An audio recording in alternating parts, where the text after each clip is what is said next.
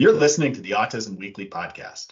Each week, we share community voices and bring light to stories that increase awareness, acceptance, equity, access, and inclusion. If you haven't already, subscribe to join the Autism Weekly family. I'm your host, Jeff Skibitsky. This week, we welcome back Matthew Wappett. He's the executive director of Utah State University's Institute for Disability Research. Renowned in special education, Dr. Wappett explores inclusive environments and the impact of laughter in the classroom. Today, we're diving into inclusion efforts in schools for individuals with disabilities, focusing on their impact on the autistic population. Dr. Wappett, welcome back to the podcast. Thank you, Jeff. I am glad to be here again. Well, I guess it's glad to be here, but when I reached out to you, it was about something that my daughters brought to my attention and where I live. And if you don't mind, I'll give a little bit of that story because I think that it resonated with me, but I'm sure that it resonates with you based off your work. But my daughter had returned to home from school and was kind of upset and visibly upset because she watched for a week straight where the special ed classroom would go and just clean the lunchroom every single day after their neurotypical peers ate. And the neurotypical peers did not help in this process. It was not a inclusive environment in the fact that they were working together as a peer set. And when she asked her friends, do you guys see anything wrong with this? Every single one of them said, no, they need to learn that skill. That's something that they need to learn. And so it hit home for me as far as, wow, this is being normalized. This is something that we probably need to talk about more. So that's why I reached out to you. And before we get going on that topic, can you just give me a little bit more of a background for our listeners again about what your role is and what you do within the special ed and within the research around that as the executive director at the Utah State University's Institute for Disability Research? Yeah, well, so my background on this topic goes way back to the 1990s when I was in grad school. And it's been kind of a theme throughout my entire career is this focus on inclusion and how do we create inclusive environments and environments where people feel like they belong. In fact, my doctoral dissertation, which I started in 1998, was on inclusive teacher prep programs at universities and how do we train teachers to go into the schools and to facilitate more inclusive settings. And so that's been a theme that's gone throughout. So actually, when I was there in Idaho, I worked at the University of Idaho for 11 years. One of the first things I did there was work with some state partners and do an inclusion survey of the whole state to look at trends and issues around inclusion there in Idaho. And I've done similar work all over the West, really kind of looking at school districts, state school systems, working with parent groups and others to kind of figure out what is it that makes inclusion work. And the interesting thing is that we've seen over the last 10 years a change in how people understand or expect inclusion. So kind of going back to the 1980s and the late 80s, so we had IDEA in the 70s, right, which set up special education. And then there was the reauthorization of IDEA in the late 70s, which added the least restrictive environment and everything else to it. And then we had the Regular Education Initiative, which was Madeline Will, when she was over special education, and the U.S. Department of Education really pushed the Regular Education Initiative and trying to get more and more students with disabilities out of special ed and into the regular ed classroom. And so it felt like even through the 90s and early 2000s, we were making progress and that everybody was trying to work on this. And for some reason, I think there's a lot of reasons for this, but for some reason, those attitudes, those trends have slowly tapered off and reversed. and we see less and less inclusion. We see fewer and fewer teacher programs that are preparing teachers to teach in inclusive settings. And we see a lot of parents who say, I don't want my kid to be in a regular ed classroom. I want them to be in a special school or a segregated setting. And then we also see parents of typically developing kids also saying, well, I don't want these kids in my children's classroom. And so it's been very interesting to watch, because I felt if you would have asked me this like 15 years ago, I would have said, yes, we're making progress. Within the next 10 years, we're actually going to be somewhere where we don't have special ed. We're going to actually have a more inclusive school system. But yeah, something has shifted. Expectations have lowered, and people are no longer really, they haven't bought in to that idea. Yeah.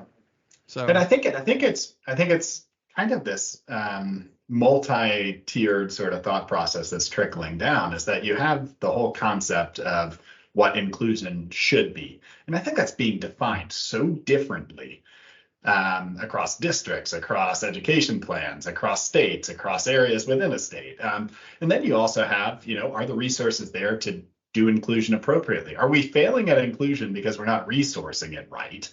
And then we're saying, well, it doesn't work. Instead of saying, this is a resource problem, not a problem of should it be done. It's a matter of, are we doing it to the best of our abilities?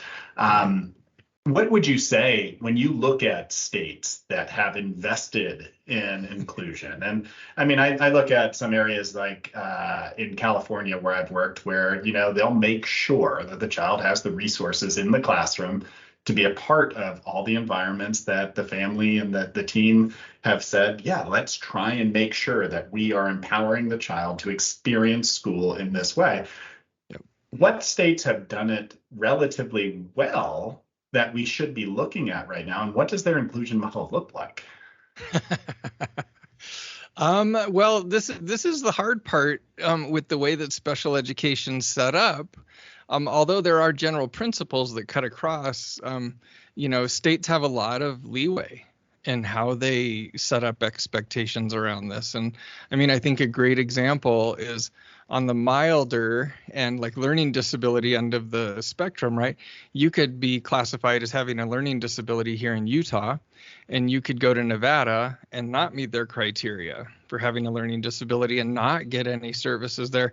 So, I mean, even the very definition of who qualifies for these services varies by state. But with that said, I think you're exactly right. I think there are states who have invested a lot of resources into making this work. So, I mean, I think, like you said, California's done a great job. Washington State has some really solid evidence. We actually, one of our technical assistance groups here at Utah State took a whole group of parents and teachers to Washington State last year to tour inclusive schools and to look at, what does a real inclusive environment look like?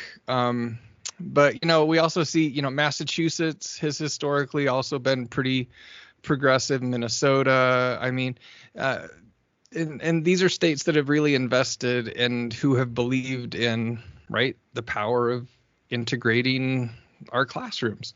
But going back to your concept about the funding and the resources, inclusion isn't all about funding. There's a huge attitudinal part of it. And one of the things we see in the inclusion research is that for inclusion to be successful, it doesn't matter whether the teachers buy into it or the paraprofessionals or whoever. The most important person is the administrators and the folks who are making the decisions about money and expectations and teaching assignments and everything else, right? If they value it and they're willing to make those shifts within the system, it tends to happen. But I do think, again, going back to funding, I do think lack of funding for special education has left state and local school systems somewhat disillusioned with this idea of inclusion. Inclusion doesn't have to be more expensive But in order to get people trained and to make some of the shifts and that you need to within a school system to make it work, it does take some resources. And, I think most people who are in special education know it's never been fully funded, right? The federal government said, we will fund this. I mean, really right now they fund it at 36% of what their proposed contribution should be.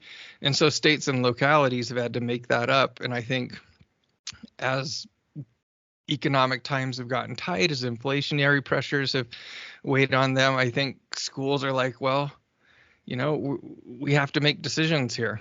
And inclusion isn't always on the top of what they want to do. And so I do think that lack of sort of federal support for it's kind of disappeared, or it was never there to begin with. And I think that has left schools and states feeling like, well, if they're not willing to invest in it, why should we?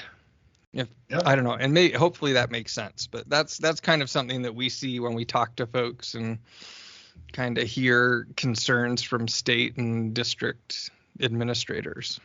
Yeah. And I mean, so when I go back to that original story that triggered me to say, you know what, let's start this conversation.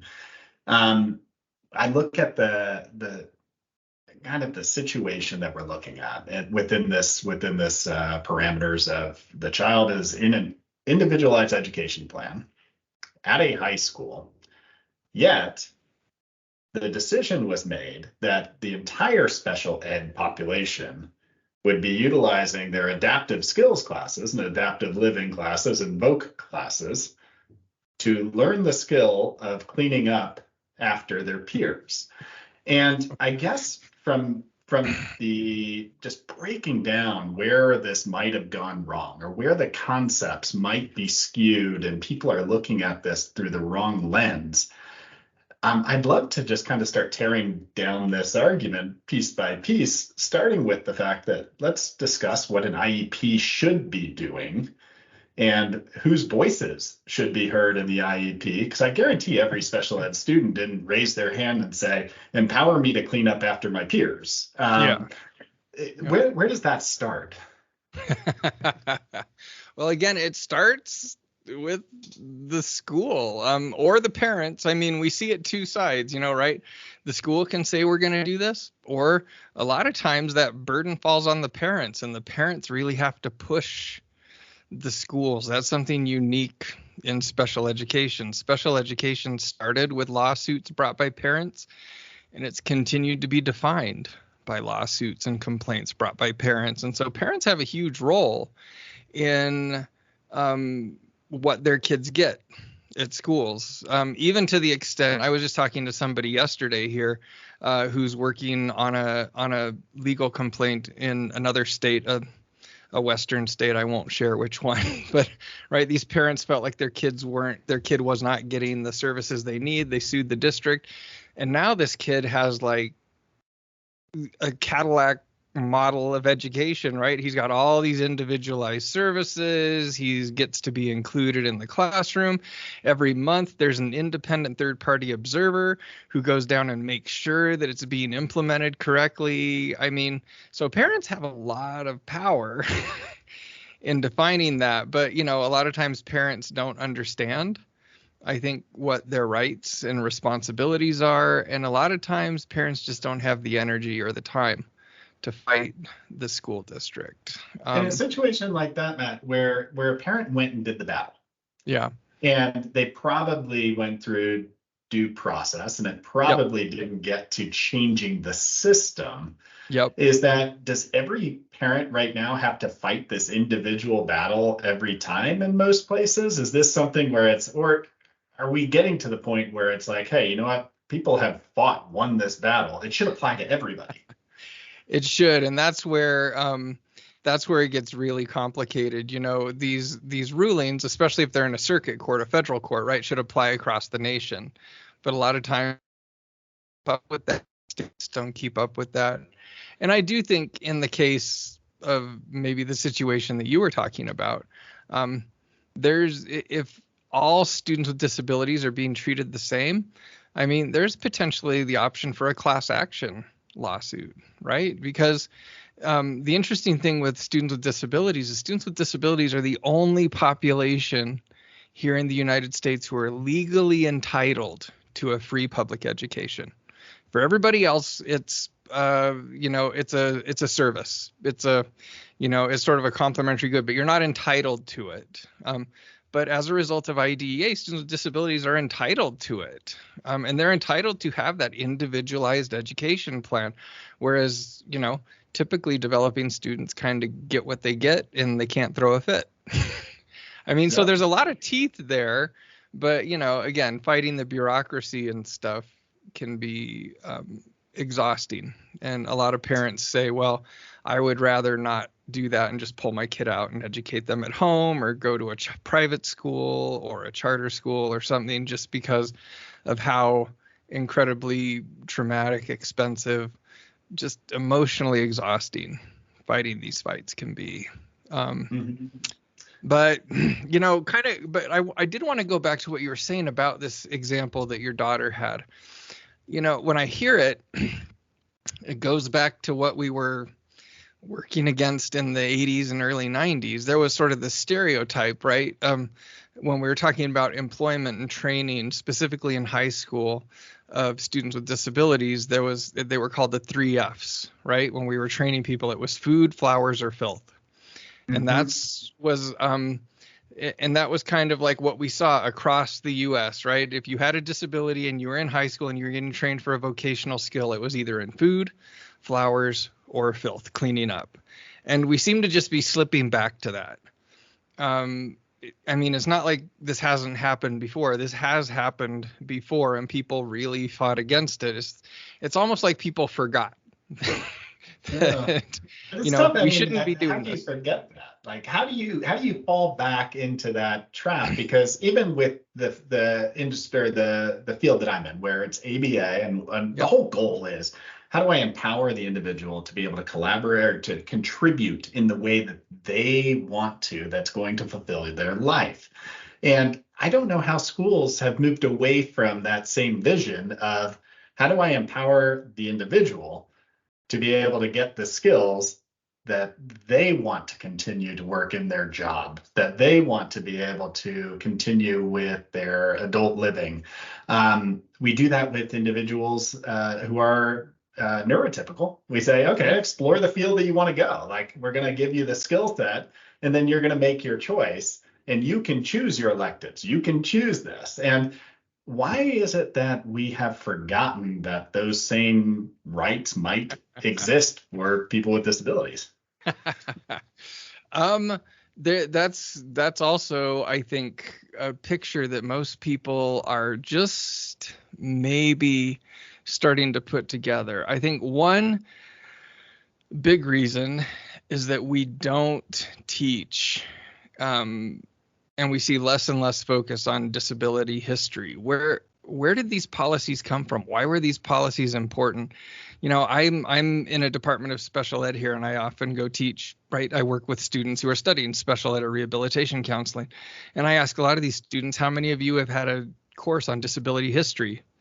Do you know where special ed came from? Do you know Park versus Pennsylvania, which is one of the foundational lawsuits? Do you know Mills versus Board of Education? Both those, Park and Mills, the IDEA law came out of the settlement language in both of those lawsuits. But nobody knows the history anymore. They don't teach special ed policy much anymore.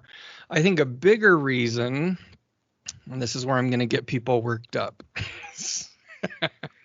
I think a bigger reason is just the general personnel crisis that we're facing in special education. Teachers who go through traditional teacher training programs are getting a lot of content and generally kind of know what to do. But as it's become more and more difficult to get people to go into special education or public education in general, states have developed more alternative routes to licensure, where people who maybe were not trained in these fields can get an emergency licensure or a quicker license to teach in these settings.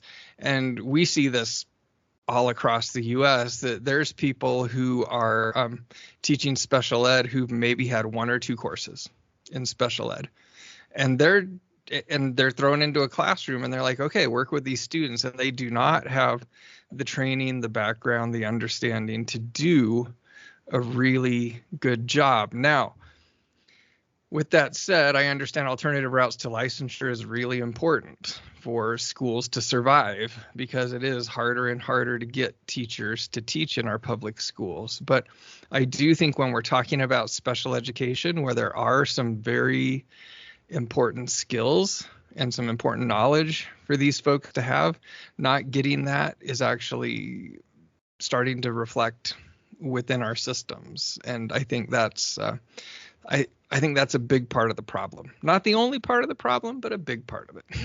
All right, that makes sense. Logically, is that if you're not given all the tools to be able to fill out your tool belt, is that you're going to default to what's easiest. What's easiest is creating one plan of attack, where within that plan of attack, it's very routine, very systematic, very easy to apply, so that I have control over the environment. I have control over those individuals, versus trying to get some more assent and collaboration from the individuals and input from the individuals. Now I can just dictate what we're doing. Right. And I see that. I see that across a lot of fields right now in behavioral health. And it probably is what you're describing as the staffing crisis. But that doesn't mean that there shouldn't be a way for us to be able to really focus on those skills that are necessary, and to still require them, but maybe incentivize them. I mean, there's got to be ways to be able to do it. When you were talking about the parent role, and one of the biggest things for inclusion to work is that you have to advocate for it, and you have to be able to be a part of the creation of that plan. Parents don't often know the value of inclusion and what that can bring about. So when you're talking and when you have these discussions, and when parents are involved with it, how do you help them to understand, what inclusion could bring to their child's experience? I think so there's a lot of ways to do that. The most powerful way is to have parents whose children have been included, who can come and say, this is how it's benefited my kid. I mean, as an academic, yes, I can walk in and I can lay out the research case and the academic case. That's often not quite as powerful as the emotional case that another parent can really bring to the table. And so I think it's really important for parents, and this is where parent support groups for students in special education can be really, really powerful. Because it does take so much time and effort, that collaboration, that social support, that peer network can become so important to getting your students what they need. But I do think, it's a combination. So other parents coming in and saying, this is how inclusion helped my kid. This is what my kid is doing now. This is how, what I got in school has led to these outcomes. But I mean, I can do the same with data. I mean, we can show data all across the board that students who are included tend to be more socially adjusted. They tend to have better earning, better employment outcomes, fewer mental health issues. I mean, there's a lot of social factors there and research that we can share with folks. But again, this is where it's hard, because I think we're starting to see also, not just, although there are a lot of parents who want their kids to be included, we are starting to see a move in some areas for parents who don't want their kids to be included, who want segregated schools and classrooms. And that's become especially true, I think, for parents of kids with autism. And a lot of parents, regardless of what you say, well, we fought the system's been too hard, we're going to go do our own thing. And so parents can I guess play a two-pronged role here, right? They can push for inclusion in the public school system, or they can just remove themselves and say, no, we're going to do it.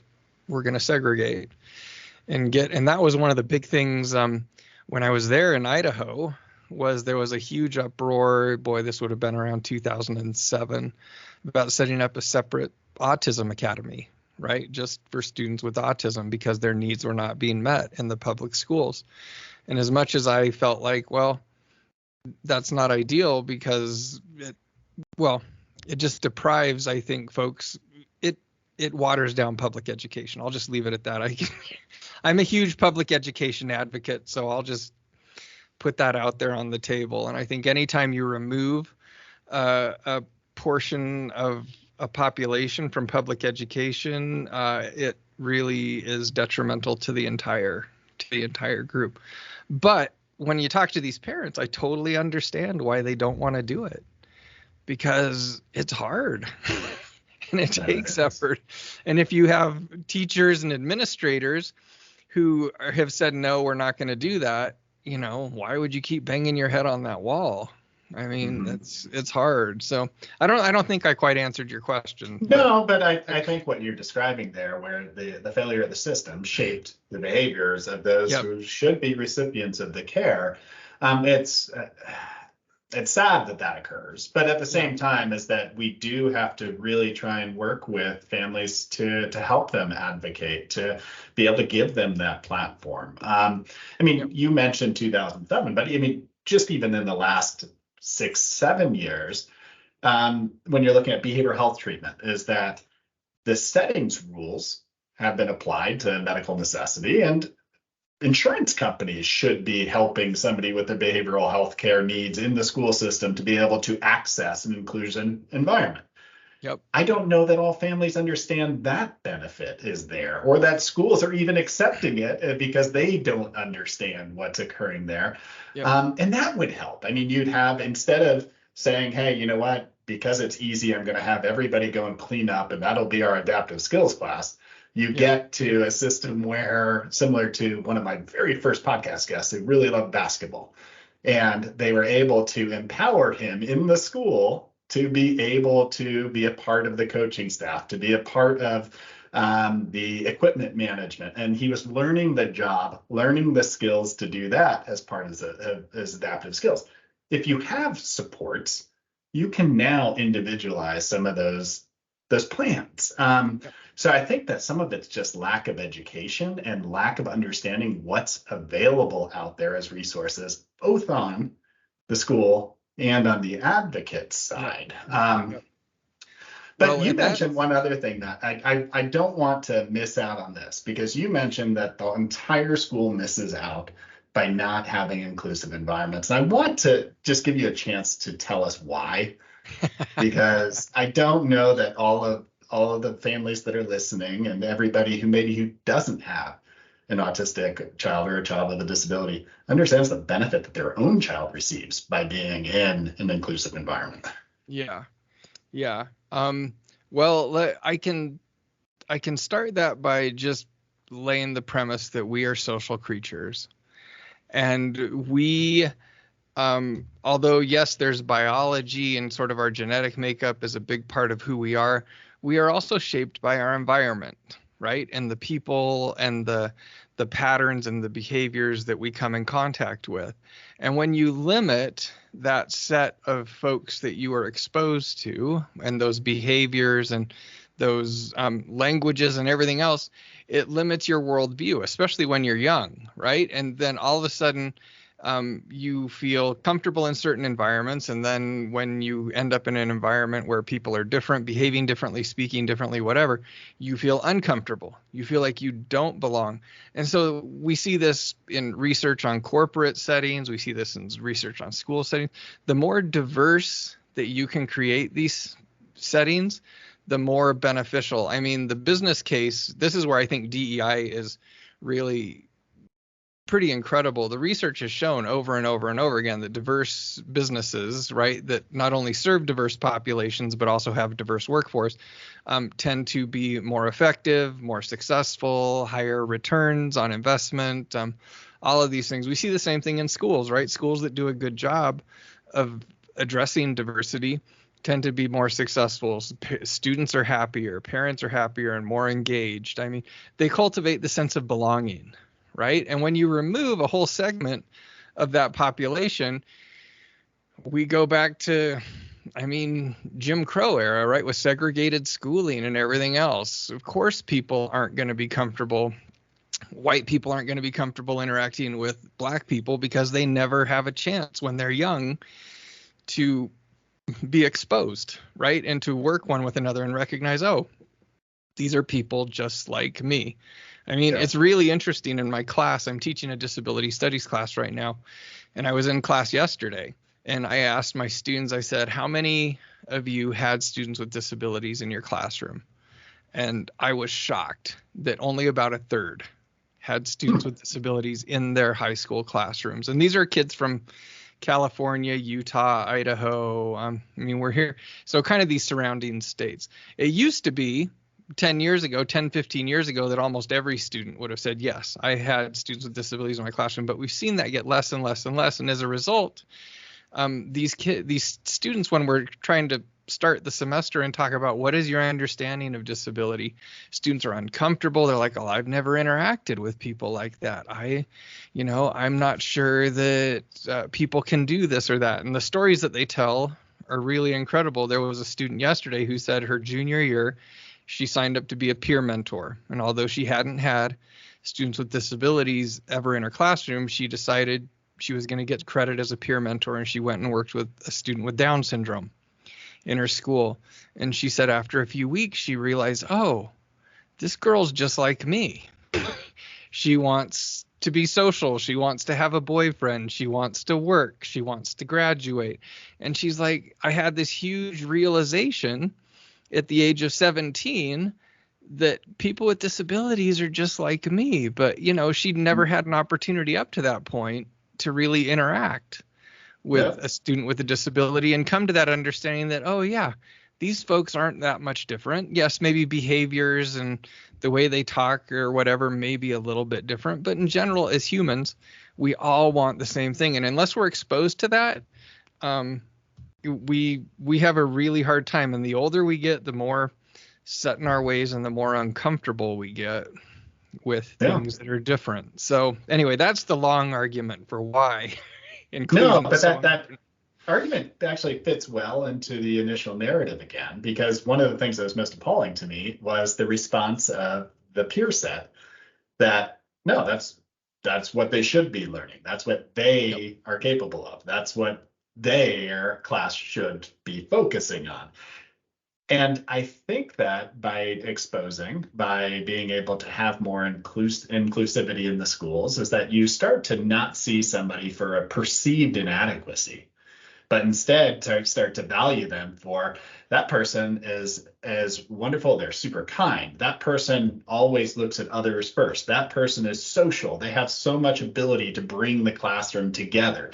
That person is extremely talented in this particular area. They see the things that somebody's capable of rather than just seeing this blanket disability and having this perception that then culturally goes with them post high school, post everything, and that's what we become. And it scares me. And that's part of, what was like, oh man, we should start bringing up this conversation a little bit more, because it's not at the high school level. It's probably in the elementary ed level that this needs to be the priority from day one and just continues through the process.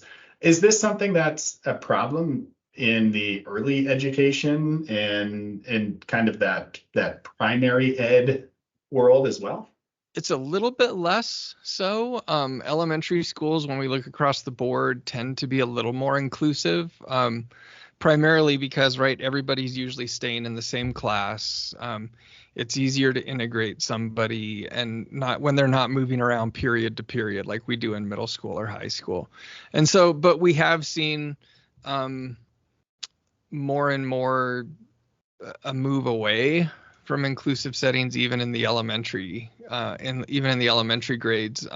If we look at it now and I would have to send you some of this research, but you see quite a bit of inclusion in like kindergarten through grade 3. But once there's that shift to grade 4, where there's more focus on content, reading, higher level math, things like that, we start to see more and more segregation start to occur. And it's almost like this assumption that, well, this is as far as they can go. Now they've got to be pulled out.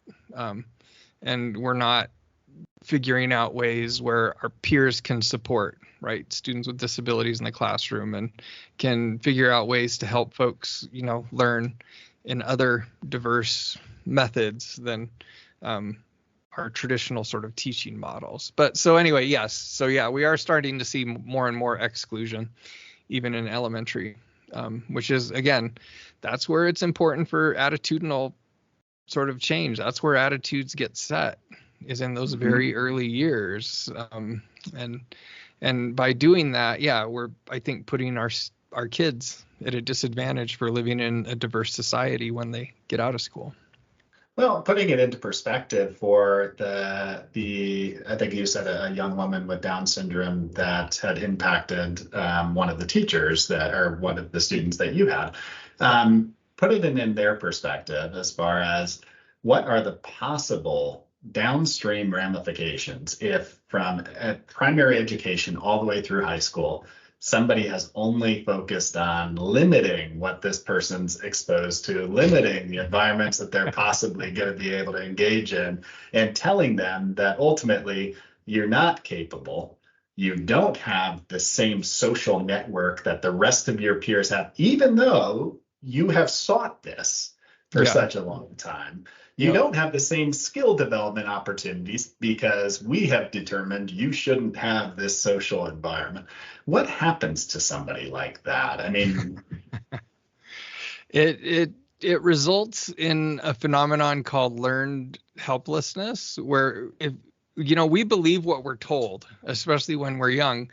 And if you're told over and over, you can't do this, you don't fit in here, you don't belong, you internalize those messages. And we see this frequently with adults with disabilities. They come out and they're like, well, I can't do that because I was never given a chance. Well, they don't say this, but it's because they were never given a chance to take a risk, to fail, to succeed, whatever the case may be. We actually, there's a movement now that we're working on here in Utah called the dignity of risk, right? And allowing people to, especially people with disabilities, to take risks and to learn. We all learn by taking risks, by failing, learning through that process. But there is a general tendency to shelter people with disabilities from failure, from risk, those sort of things. And as a result, it limits their development. Just like muscles, right, need resistance in order to grow. As human beings, just psychologically, we also need that resistance and we need that challenge to grow. But if you're never given that opportunity, you internalize that and it really becomes a self-fulfilling prophecy. I think another great example, I'm really glad we're having this conversation because I had a good conversation with my class yesterday. There's a girl in my class who was diagnosed with autism. And we were talking about this self-fulfilling prophecy and sort of this learned helplessness. And she's like, that's exactly what my experience was. I came out of high school and I was told I couldn't do this. And all they'd focused on was what I couldn't do because of my autism. And I believed that I couldn't be social and that I couldn't go to college and that I couldn't do these things. And she said it took me years of therapy. And thankfully, she found a therapist who would work with her, of talking through that and taking risks and really learning that, yes, I could do those things and I could be successful. And now she's a junior in college. She's going to graduate with a degree. I think she's in psychology. And she's going to be successful, whereas she came out of high school believing that she wasn't capable of doing anything, and it's unfortunate. It took her many years after high school to recognize that and then say, okay, I can do this, and to go back and figure it out. But I mean, she's the exception, not the rule. So that's what I was thinking as you're telling this story, is that, I mean, she's resilient. She's got a skill that a lot of us probably wouldn't have been able to match through that process. Is that if I'm told something again and again and again, eventually I lose my resilience. I lose my ability to counteract that. And so, I mean, she probably has more power than a lot of us might have had in that same situation. When you're talking about inclusion, though, just because I don't want to spark the conversation of, it's either all or nothing. And then I think that's where we live as a society at sometimes, is that there's this polar kind of component. But even with inclusion, there's a scale to it. Yeah. There are some children and young adults out there that need more support. And the supports that they're receiving might require more intensive or more one-to-one support systems. Not that inclusion can't happen during that, but it looks slightly different. Yeah. It's so the definition of inclusion, is that something that sometimes morphs and changes depending on the individual you're talking about? Yeah, I think it absolutely does. And I mean, if you go to the law, that's what the law doesn't say full inclusion all the time. The law says the least restrictive environment for that particular person. So even at that legal level, right, what you have to do is look at a person's abilities, their skills, and say, okay, this is where they can succeed, and this is where maybe we need to have things look a little bit differently. I think a great example of that is accommodations here at the university for students with disabilities. But this also happens in schools as well. Kids can be in the class and learn, but when it comes to testing, right, for some kids with attention deficit disorder, things like that, being in a separate, quiet space can be really beneficial for them to focus and to do well on that test. And so we see that as a frequent accommodation. So yes, you're included in the classroom and you learn with everybody else, but when you have to do certain tasks, right, we individualize that to what you need in order to be successful. And so, yeah, it does look different. And it's important that I think that's where schools struggle, because schools are built on a factory model, right? Like educate everybody the same way. And this idea that you're going to meet the individual needs of each person is never something that our schools have been very good at, but yet that's what the law is with special education. And so I think that's why it's important for parents and students to be involved in that IEP process. So the students can speak up and say, this is where I need help. It's helpful for me to do my math in a separate quiet space, but I'd love to do reading and everything else in the classroom with everybody else. And this helps the student, right, succeed academically. It also helps them learn how to advocate for themselves. It helps them learn, this is what I need to be successful. I mean, I think all of our kids, whether they have disabilities or not, would benefit from understanding how to articulate their individual needs. Because I think a lot of times, a lot of the problems that we face are folks who are trying to conform to systems and expectations that don't meet their individual learning style or behaviors or whatever the case may be. Anyway, yeah. I could ramble about that a long time too. Yeah, but I appreciate that because a lot of what I learn on the podcast is that the things that we're talking about for people who might be neurodiverse are the same conversations that we should be having for all of our children, for all of our young adults, for ourselves. They're just slightly different in maybe some of the examples that we're trying to provide or some of the accommodations that we're discussing. But all these skills, they overlap. And when you're talking with families, or when you're kind of working with school districts to help them to better inform their staffs, reading of law is hard. Being able to look at all the research, challenging.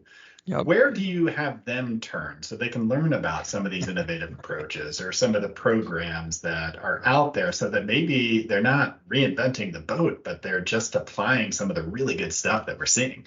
Yeah. The way that I've started approaching it is I'm changing the language a bit. Inclusion is a term that has a lot of baggage over the years, and inclusion, especially within schools, has become more about a place and less about a set of behaviors. So a lot of times, this started happening 15 years ago, where I'd go into classrooms to observe, and they'd say, yes, we're an inclusive school. And I'd go into a classroom, and the students with disabilities would be in that classroom, but they would be sat in the back or off in the corner with their aides. They wouldn't be interacting with other students. They were in the place, but they were not actually included. They didn't belong. right, in the classroom. And so inclusion, the easy answer for a lot of places, well, we're just going to make sure they have access to that classroom. And inclusion is more than that. And so I've really, as I work with teachers and schools and other organizations, I've started trying to remove the baggage around inclusion and the politics around that.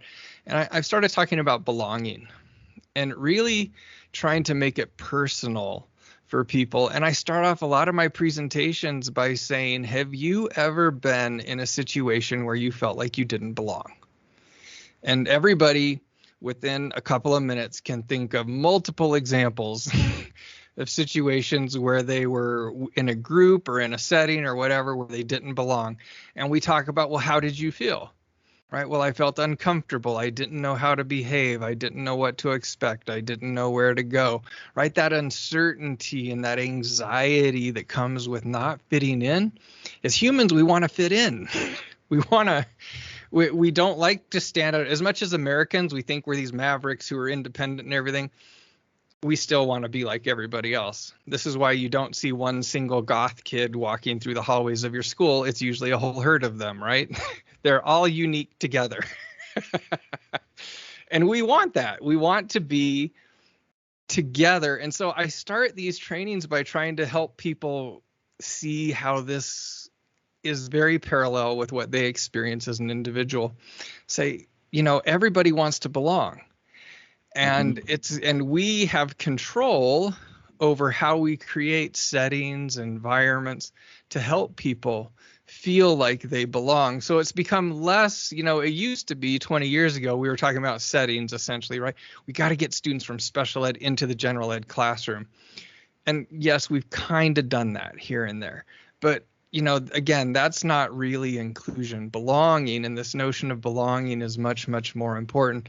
And so, again, personalizing it. And then the other thing, over the last 20 years, there's a lot of research on belonging. There's actually a great book that just came out by Jeffrey Cohen from Stanford on belonging. And there's a lot of biology behind belonging. When we don't feel like we belong, we are stressed out, we're anxious, our body's releasing stress hormones and other things that make it difficult for us to focus, to pay attention, to learn. And when we feel like we belong, right, we can relax and fit in, and then we learn better and we behave more appropriately and all these things. And so really trying to, again, personalize it and then show how it's a biological imperative that we fit in and that we feel like we belong to a group has been really important to helping people understand, oh, yeah, that's why we should be working towards this.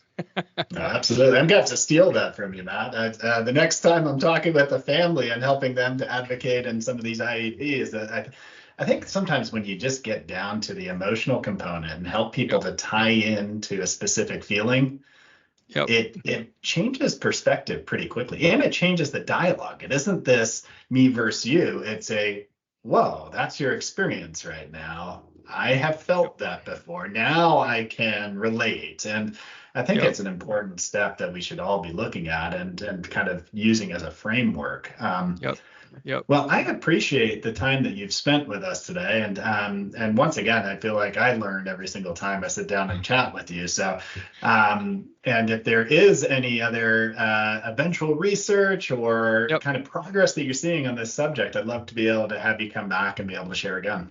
I would love to. And I also learn from you. I mean, you're kind of the eyes and ears on the ground to a certain extent. And I appreciate you just reaching out and sharing your experiences as well, Jeff. So thank you. Thank you for listening to Autism Weekly. We hope you tune back in next week to learn more about autism in the real world. Autism Weekly is now found on all the major listening apps, including Apple Podcasts, Google Podcasts, Stitcher, Spotify, Amazon Music, and more. Subscribe to be notified when we post a new podcast.